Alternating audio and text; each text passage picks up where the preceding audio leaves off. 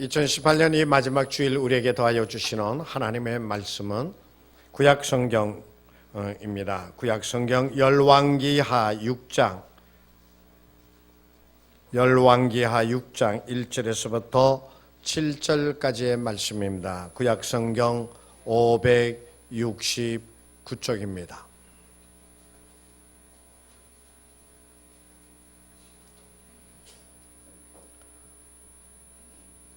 구약성경 569쪽 열왕기하 6장 1절서부터 받들어 봉독하겠습니다. 선지자의 제자들이 엘리사에게 이르되 보소서 우리가 당신과 함께 거주하는 이곳이 우리에게는 좁으니 우리가 요단으로 가서 거기서 각각 한 제목을 가져다가 그곳에 우리가 거주할 처소를 세우사이다 하니 엘리사가 이르되 가라 하는지라. 그 하나가 이르되 청하건대 당신도 종들과 함께 하소서 하니 엘리사가 이르되 내가 가리라 하고 드디어 그들과 함께 가니라. 무리가 요단에 이르러 나무를 베더니 한 사람이 나무를 벨 때에 쇠도끼가 물에 떨어진지라. 이에 외쳐 이르되 내 주여 이는 빌려온 것이니이다 하니 하나님의 사람이 이르되 어디 빠졌느냐 하며 그곳을 보이는지라. 엘리사가 나뭇가지를 베어 물에 던져 쇠도끼를 떠오르게 하고 이르되 너는 그것을 집어라 하니 그 사람이 손을 내밀어 그것을 집으니라. 1896년 청년 김창수라고 하는 이가 명성황후를 시해하였던 일본인 쯔찌다시를 처단했습니다. 그러니까 우리나라의 왕비를 죽인 그 일본 놈을 갖다가 죽여버렸다라고 하는 얘기죠. 그래서 붙잡혀가지고 그 당시에 사형 선고를 받고 복역 중이었습니다. 그랬다가 고종 황제의 특사로 사형을 면하게 되어지고 그리고 무기징역으로 감형이 되어졌는데 그 징역형을 살면서 탈옥을 하게 되어집니다. 그래서 그 관원을 피해서 어디로 도망을 가게 되어지느냐 하면 전라도 부안이라고 하는 곳이 있죠. 거기에 쇠실마을이라고 있나 봐요. 그 쇠실마을에 도피를 해서 그곳에서 한 40일 동안 도피 생활을 했습니다. 바로 이 김창수라고 하는 청년이 누구냐면 여러분이 잘 아시는 백범 김구 선생입니다. 나중에 해방이 되어지고 난 다음에 이 백범 김구 선생은 이 부안의 쇠실마을을 방문을 했습니다. 그리고 자기가 도망 다니는 중에 도피 중에 자기를 숨겨준 그 온정에 대해서 그 마을 사람들에게 감사를 표현했다고 그럽니다. 40여 년이 지난 정말 옛날의 이야기지만 김구 선생은 자기에게 베풀어 준 그 온정을 잊어버리지 않았다라고 하는 것이죠. 나중에 이 쇠실마을은 어떻게 하느냐면 2006년도에 쇠실마을에 기념관을 하나 세웁니다. 무슨 기념관을 세우냐면 백범 김구 은거 기념관이라고 하는 기념관을 세웠다고 합니다. 아주 아름다운 모습이죠. 자기에게 은혜를 베푼 이들을 잊지 아니하고 그 은혜 베푼 것을 보답을 하고 기억하여 함께 그 기쁨을 나눈다. 서로의 기쁨이 되어진다. 얼마나 귀한 일인지 모릅니다. 옛말에 이런 말이 있죠. 은혜는 물에 새기고 원수는 어디에다 새긴다고 그래요? 돌에다 새긴다고 그래요. 은혜 베푼 것은 잘 잊어먹고 나쁜 것 한 거는 절대로 안 잊어버린다. 뭐 그런 얘기인 것 같아요. 사람이 사람된 도리를 다하는 것은 뭔지 아십니까? 자기에게 은혜를 베푼 일을 잊어버리지 않는 것이에요. 그 은혜 베푼 것을 기억하고 그 은혜 베푼 것을 이렇게 다시 돌이키며 갚아드리는 것이 바로 사람된 도리의 한 모습이라고 생각이 되어집니다. 그래서 다윗도 시편 103편 2절에서 이렇게 말하고 있습니다. 내 영혼아 여호와를 송축하며 그의 모든 은택을 잊지 말지어다. 하나님께서 너희에게 베풀어 준 은택을 잊지 말라라고 하는 말씀입니다. 이제 오늘이 2018년도 마지막 주일입니다. 마지막 주일. 지난 한 해 동안 여러분은 어떻게 보내셨습니까? 정말 힘들고 어려웠던 나날들이었죠. 때로는 가족의 어려움이 있었고, 때로는 직장으로 인하여 어려움 당하게 되어지고, 때로는 자식의 문제로 인하여 고통받기도 하게 되어지고, 때로는 자기가 생각하고 계획했던 대로 되어지지 않아서 그 모든 것이 헝클어져 버려 혼란 가운데 빠졌던 시간들도 있었을 줄로 압니다. 그런데 그 모든 것이 지나가게 하여 주시고, 이제 내일이면 새로운 날을, 새로운 한 해를 바라볼 수 있게 하여 주시고 나아가게 하여 주시는 그 하나님의 크고도 놀라우신 은혜 가운데 있는 이들이 우리들인 줄로 압니다. 이렇게 하나님께서는 우리에게 큰 은혜를 베풀어 주셨더라라고 하는 것이에요. 그래서 하나님께서 우리에게 베풀어 주신 그 은혜를 잊지 않고 기억하고, 하나님 감사합니다 하면서 그 은혜의 기쁨을 드러내며 나아가는 자가 바로 성도들의 도리, 성도들의 삶의 모습이라고 생각을 합니다. 한 해 동안 베풀어 주신 하나님께 감사하고요. 그리고 새로운 한 해를 우리에게 허락해 주시는 하나님께 찬양과 영광을 돌림으로 새해에는 더 큰 은혜의 시간을 가질 수 있는 우리가 되어지기를 간절히 원합니다. 오늘 이 본문의 말씀은 엘리사 시대의 말씀입니다. 엘리사 시대 때에 사사학교가 있었던 것 같아요. 그런데 그 선지자 학교에 학생들이 많았어요. 그러니까 그들이 거주하는 곳이 좁아진 게 되어진 것이에요. 오늘날로 말하면 기숙사이겠죠. 그 기숙사가 좁아지게 되어지니까 이 학생들이 엘리사에게 우리가 요단강가로 가서 나무를 잘라가지고 그 나무를 잘라서 집을 새로 지어서 우리가 좀 넓게 그렇게 쓰도록 하십시다 그랬죠. 그러니까 엘리사가 뭐라고 그래요? 그래, 너희들 가서 그렇게 하라. 그러니까 한 생도가 얘기를 합니다. 우리만 가게 하지 마시고 선생님도 우리와 함께 하십시오. 그래서 이 엘리사 선지자를 모시고 요단강에 가서 나무를 하는데 사건이 일어나게 되어지죠. 그 사건이 일어난 게 어떻게 되냐면 도끼를 가지고 나무를 등 하고 자르는데 그만 이 도끼가 뭐가 잘못됐는지, 여러분 그 도끼가 어떻게 생긴 거는 다 아시겠죠, 그죠? 근데 간혹 가다 보면은 이 도끼가 사고가 생기는데 이 도끼 자루가 있으면은 도끼 날을 이렇게 여기다 이렇게 끼워서 쓰잖아요. 근데 이것을 튼튼하게 안 하면 막 하다가 보면은 어떤 일이 벌어져요? 이게 도끼 날이 빠져가지고 휙 날아가 버리게 되어지는 일도 생기게 되어지죠. 또 어떤 일이 생겨요? 여기다 딱 했는데 요 나무가, 도끼 나무가 약해져가지고 여기가 똑 하고 부러져 버리는 수도 생기게 되어져요. 그렇게 그러한 어떻게 된 일인지는 모르겠지만 하여튼 도끼날에 빠져가지고 그만 물에 빠져버리고 말았어요. 근데 여기에 난리가 일어나게 되어졌더라라고 하는 사실이에요. 왜 그러느냐? 이 도끼는 자기 도끼가 아니었어요. 오전에 말씀해 보면 떨어진지라 이에 외치려되 아 내 주여 이는 빌려온 것이니이다. 자기 도끼도 아니에요. 그 도끼를 빌려왔어요. 그거 찾지 못하고 잃어버리게 되어지면 어떻게 되셔야 돼요? 다시 물어줘야 되는 것이에요. 그런데 오늘날에도 대장간이 많이 없어져서 이 도끼날을 찾는 게 좀 어렵긴 하지만 그래도 찾으려고 그러면 찾을 수는 있죠. 그죠? 그리고 오늘날에 쇠도 많잖아요. 근데 옛날 몇천 년 전의 얘기예요. 몇천 년 전의 얘기예요. 그런데 그때의 도끼날이라고 그러면 어떨까요? 구하기가 쉬울까요? 어려울까요? 어렵게 되겠죠. 그죠? 그리고 그 도끼날이 어쩌면은 동네에 하나 있을까 말까 한 것일 수도 있어요. 그리고 그 값이 엄청나게 비쌌을 것이에요. 근데 그것이 빠져버렸단 말이에요. 정말 난리 이런 문제가 없는 지경이 되어져 버리고 만 거예요. 단순히 도끼날이 빠져버린 것이 아니라 그들이 계획했던 모든 것이 어떻게 되어져요? 다 어그러져 버리게 되어지는 것이에요.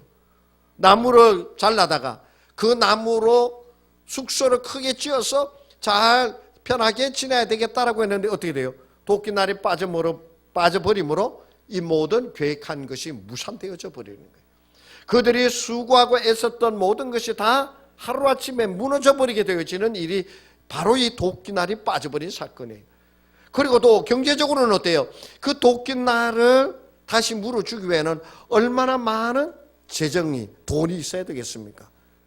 정말 이 도끼날이 빠져버린 단순한 사건이 아니라 그것으로 인하여 엄청난 시련이 닥칠 수도 있고 엄청난 고통이 다를 수도 있고 그들이 꿈이 완전히 무너져 내리니까 낙심할 수밖에 없는 그런 지경이 되어졌더라라고 하는 사실이에요.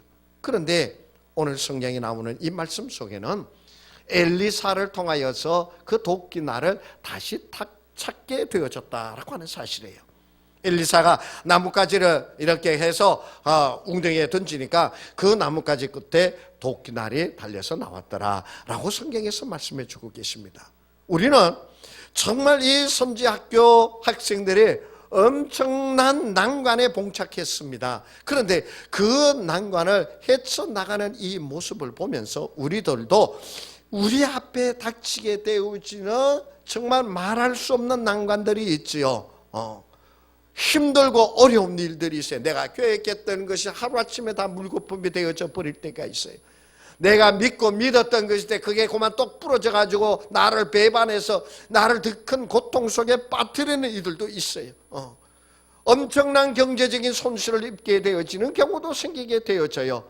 우리에게 닥치게 되어지는 이러한 어려움, 난관, 정말 시련, 이러한 것들을 우리가 어떻게 이겨나가야 되는가라고 하는 것을 오늘 이 말씀 속에서 우리가 찾으며 여러분들이 그 길을 가게 되어지므로 여러분들이 그 사실을 깨닫게 되어지므로 여러분 앞에 닥치게 되어지는 난관, 어려운 문제들을 헤치고 승리하며 나아가는 여러분 되시기를 축복합니다.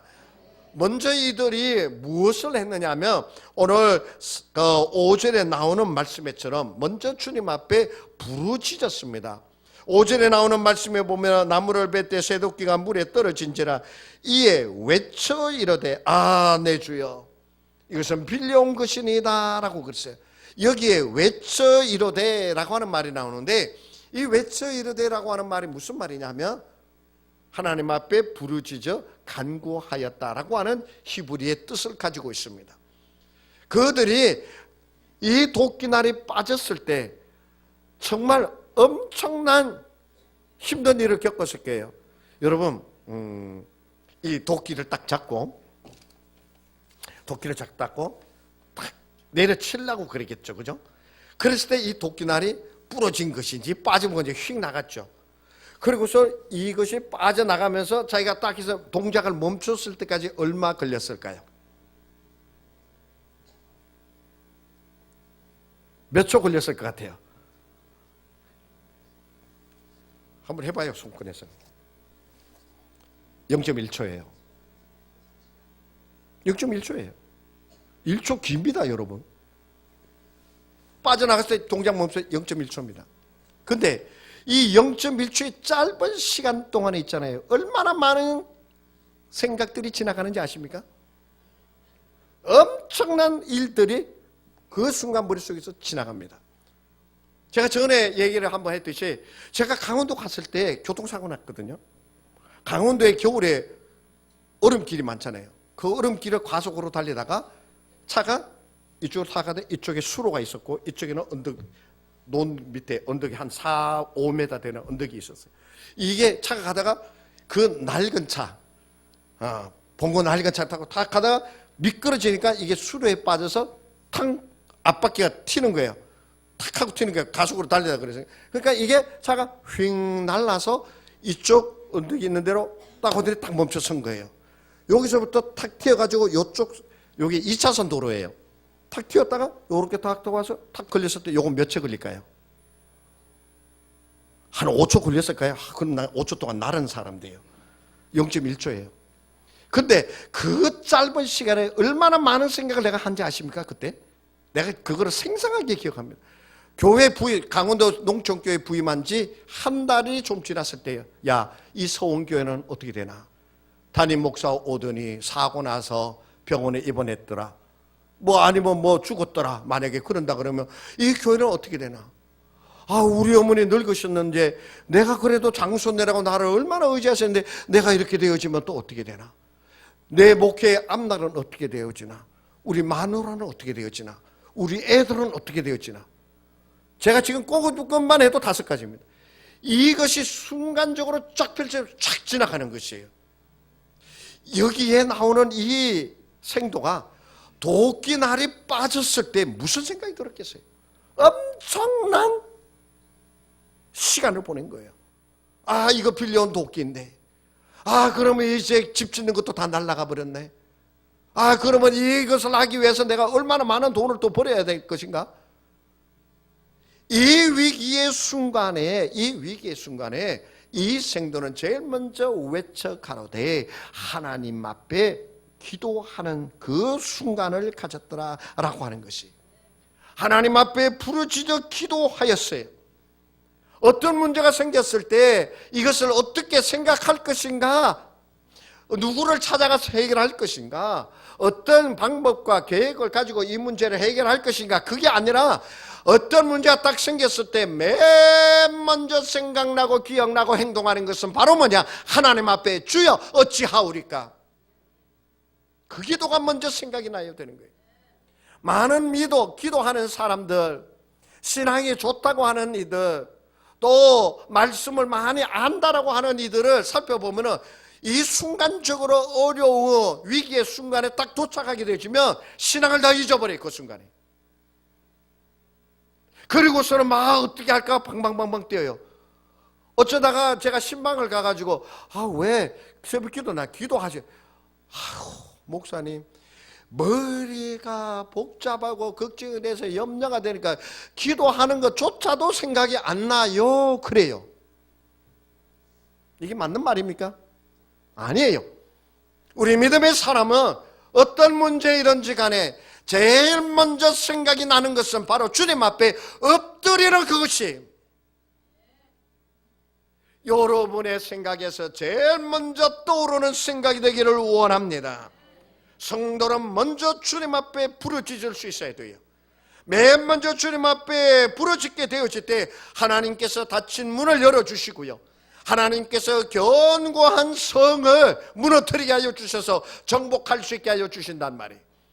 여리고 성이 그렇게 견고하였지만 이스라엘 사람들이 그 성을 돌면서 마지막 날 7바퀴를 돌고 하나님 앞에 소리를 질렀습니다. 그랬을 때에 하나님께서 그 여리고 성의 돌이 돌 위에 돌 하나도 남지 않을 정도로 허물어지게 하여 주셨다라고 하는 것이, 우리가 위기의 순간에, 난처한 순간에, 곤란한 순간에 맨 먼저 하나님 앞에 주여 라고 하면서 하나님 앞에 먼저 부르짖게 되어지는 우리가 되어지기를 간절히 원합니다.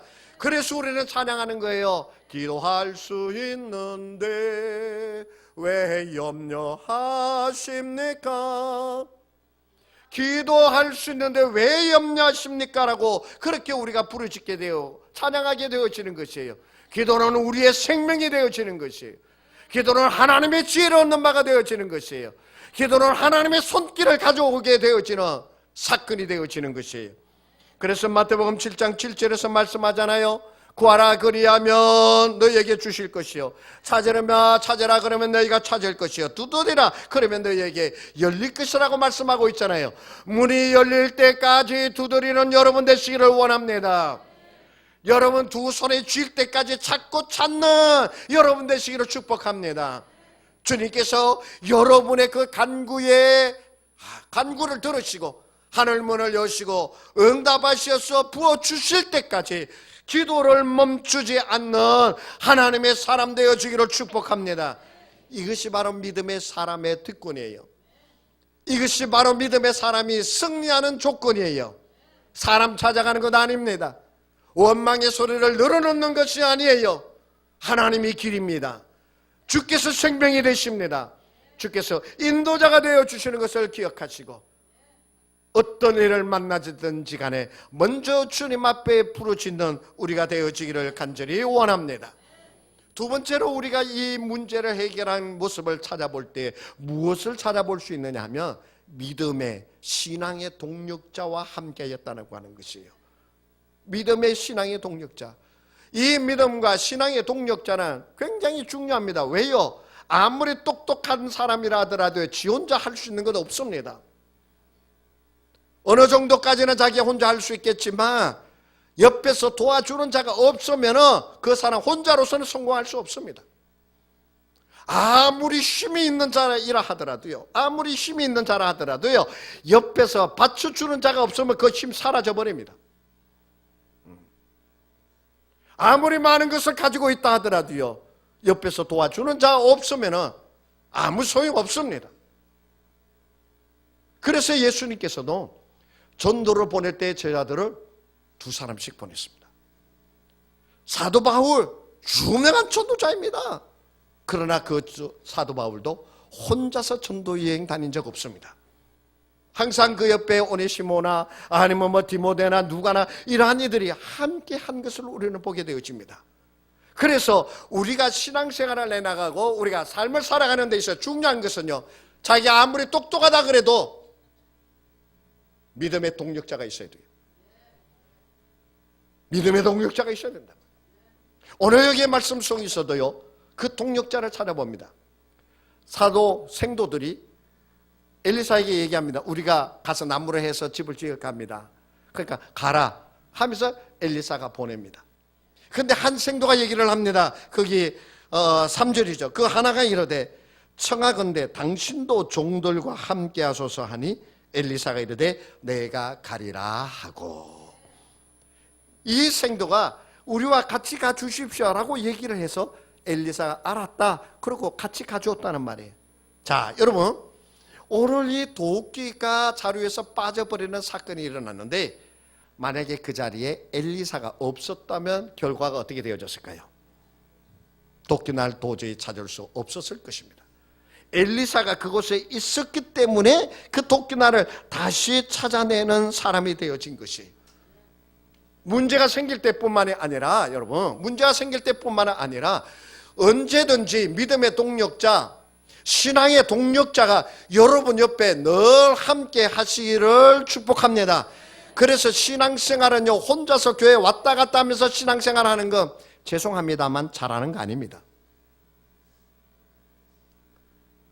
나는 그저 교회에 오면 그냥 예배만 드리고 가, 그 똑똑한 거 아닙니다. 신앙의 동력자가 항상 함께 있어야 돼요. 함께 있어야 돼요. 그래서 기도할 때도, 자기가 기도할 때도 나의 옆에서 함께 기도하는 이들이 있어야 돼요. 그래서 중보 기도해 주는 자들이 필요합니다. 이따 강구 시간에 제가 다시 강구하겠습니다만, 이 중보 기도, 내가 기도할 때 혼자서 기도하는 것이 아니라 함께 옆에서 도와서 같이 기도할 때 그게 하나님의 역사가 강력하게 일어난다라고 하는 사실이에요. 어떤 교회에 사모님의 이야기가 있어요. 이 사모님은 목사님이 설교를 하면은 우리 이승란 집사처럼 아멘을 너무 크게 하는 거예요. 아멘, 아멘. 막 다른 사람도 아니고 사모님이 아멘, 아멘 이러니까는 다른 사람들 보기에 처음에 괜찮다가 조금 지나니까 조금 좀 지나친 거 아니야, 이런 생각이 들고 막 그런 게, 좀 지나다가 사모님이 그것을 눈치를 챈 거예요. 그래서 이 사모님이 하는 얘기가 있어요. 내가 이 아멘을 하게 된 동기가 있습니다. 계기가 있어요. 하면서 얘기를 하는 거예요. 무슨 얘기냐면, 이 사모님이, 목사님이 설교를 하면 여러분은 그저 편안한 마음으로 설교를 듣지요. 저희 집사람은 어떻게 할까요? 가만히 듣더니 기도하는 마음으로 듣죠. 이거 설교 또 틀리게 하는 거 아니냐, 또 뭔가 잘못하지는 않을까, 말 실수는 하지 않을까. 여러분은 편안하게 실수하면 아이고 목사님 또 실수했었네, 뭐 틀리게 하면 아이고 목사님도 그것도 모르시는 가변에, 아이고 목사님 말씀을 저렇게 하시나, 이러면서 들어요, 여러분은. 그러나 집사람은 안 그러죠. 조마조마하면서 설교를 듣겠죠. 이 사모님이 그렇게 듣기 시작한 거예요. 그래서 목사님에게 설교가 끝나면은 이 목사님에게 사모님이 얘기해, 당신 오늘 사투리 그랬어요. 경상도 사투리 너무 나오더라. 여기가 경상도는 아니에요. 충청도잖아. 그러니까 경상도 사투리 좀 그만 썼으면 좋겠어. 근데 오늘 말하는데 말이 왜 그래 빨라? 이 교회에 연세 드신 분들이 얼마나 많은데 연세 드신 분들은 말이 막 빨라면 하나도 못 알아들어. 아이고 당신 있잖아 제스처로 쓰는데 너무 이렇더라. 손가락질로 막 이러면 어떻게 기분 나쁘단 말이야. 이런 얘기를 하는 거야. 그러니까 만점의 목사님이 그걸 들으니까 열린 마음으로 들으니까 좋은 거예요. 그래 나도 몰랐는데 알았다고 그랬는데 얼마 지나고 나서는 사모님이 그 얘기를 하는 게 그렇게 부담이 되기 시작하는 거예요. 강대상에 다 올라오면 사모님부터 오는 거예요. 그 표정을 보면서 내가 또 말에 경상도 사투리 안 나오도록 하기 위해서 또 내가 막 이래 지적질을 안 하고 실수하지 꼼꼼하게 해야지 막 이게 하니까는 마음에 자꾸 쪼여드는 것이에요. 굳어져 버리는 것이에요. 근데 사모님은 앉아서 설교를 하는 게 이렇게 보면 그게 다 보이는 거예요. 다 보이는 거예요. 그래가지고 저 사람 왜 저러나 걱정하다가 기도를 하기 시작했어요. 기도를 했는데 깨달음이 오더래요. 목사님이 그렇게 할 때마다 힘을 더해줘라. 아멘 해라 라는 생각이 들더래요. 그 다음에 목사님이 사투리 쓸 때마다 아멘. 목사님이 뭐 조금만 어긋나게 해도 아멘 막 소리 지르는 거예요. 그러니까 이 목사님이 처음에는 사모님 눈치를 보고 뭐가 내가 또 잘못하나, 내가 또 뭐가 좀 어긋나나 막 이래 조바심 생겼는데 사모님이 아멘 하니까는 어때요? 마음이 풀어지는 거예요. 힘이 나는 거예요. 그러니까 더 열심히 하게 되어져서 설교가 더 은혜스럽게 되어지고 그리고 사모님의 아멘이 그때부터 크게 시작되어졌다라고 하는 얘기가 있어요. 사람은 있잖아요. 잘못을 들춰내는 자가 되어져서는 안 됩니다. 모자라는 것을 지적질하는 사람이 되어져서는 안 돼요. 모자라고 부족한 것을 덮어주면서 그에게 용기를 도와여 줄 수 있는 서로 격려하는 마음이 필요하게 되어져요. 그래서 믿음의 동료, 신앙의 동력자가 있어야 된다라고 하는 것이에요. 우리는 이렇다 저렇다라고 서로를 향하여 비판할 자리에 선 사람들이 아닙니다. 남의 잘못을 덜쳐내서 내가 똑똑한 것을 드러내는 자리에 있는 사람들이 아닙니다. 우리는 당신에게 내가 믿음의 동력자가 되어줘서 서로 격려하며 모자라는 것을 이렇게 격려해서 얘기해주며 그 더 힘내서 나아갈 수 있도록 해야 되는 것이. 그래서 전도서 4장 12절에서 이렇게 말씀하십니다. 한 사람이면 배하겠거니와 두 사람이면 맞설 수 있나니 세 겹줄은 쉽게 끊어지지 아니한다라고 말씀하고 있어요. 그래서 믿음의 동력자가 필요한 거예요. 그래서 신앙의 동력자가 있어야 되는 것이에요. 갈라디아서 6장 2절에서는 이렇게 말씀하십니다. 너희가 짐을 서로 지라. 그리하여 그리스도의 법을 성취하라 라고 말씀하고 있습니다. 남을 비판하는 것이 그리스도의 법을 성취하는 것이 아니에요. 상대방의 잘못을 도와주면서 함께 그것을 고쳐나갈 수 있도록 서로의 짐을 지고 나아갈 때에 그리스도의 법이 그 속에서 성취하게 되어진다라고 하는 사실이에요. 그렇기 때문에 우리는 믿음의 동력자, 신앙의 동력자들과 함께 내 부족한 것을 보완하면서 고쳐나가면서 함께 힘을 합쳐서 주님의 역사, 하나님의 기적적인 역사가 일어나도록 함께 이루어가는 우리가 되어지기를 간절히 원합니다. 내년에는 있잖아요. 내년에는 여러분 이런 말 하게 되어지기를 바라요. 내가 아는 것은 주님밖에 없습니다. 따라서 합시다. 내가 아는 것은 주님밖에 없습니다. 한 번 더. 내가 아는 것은 주님밖에 없습니다. 이 얘기가 있어요. 어떤 유럽에서 있었대요. 어떤 안경 이렇게 선전하는데 그 안경점에 주인이 나와가지고 정말 얼굴도 뭐 이렇게 산뜻한 것도 아니고 말을 하는 것도 어디 산뜻하게 하는 것도 아니고 이분이 나와가지고 하는 얘기가 나는 아는 거론이 안경밖에 없습니다. 아주 어눌하게 내가 아는 것은 이 안경밖에 없습니다. 여러분, 안경점 주인이 나와가지고 내가 아는 것은 이 안경밖에 없습니다 라고 할 때 여러분 무슨 생각 듭니까? 와, 저 사람 전문가다. 저 사람은 평생 안경만 했구나. 신뢰가 가게 되어지는 거예요. 그래서 그 가게가 잘 됐다는 얘기가 있어요. 여러분, 내가 아는 것은 주님밖에 없습니다. 지식이 아니에요. 권세가 아니에요.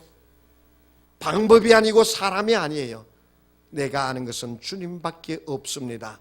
그 믿음 가지고 믿음의 동력자들과 함께 내가 아는 것은 주님밖에 없습니다라고 하는 고백 속에 주님만 바라보고 나아가는 한 해가 여러분에게 열려지기를 축복합니다. 마지막으로 문제를 해결하기 위하여서는 있잖아요, 노력이 있어야 됩니다. 수고해야 됩니다. 아무런 수고와 헌신이 없고 드림이 없을 때에는 하나님의 기적적인 역사가 일어나지 않습니다. 오늘 6절의 말씀에 보면 이 하나님의 사람이 이르되 어디 빠졌느냐 하며 그것을 보이는지라 엘리사가 나뭇가지를 베어 물에 던져 새도끼를 떠오르게 하니라 라고 말씀하고 있습니다. 이 나뭇가지를 깎아서 그 연못에 던지는 것이 바로 헌신입니다. 구속사역적인 입장에서 이렇게 얘기합니다. 그 나뭇가지는 예수의 십자가를 상징하는 것이다.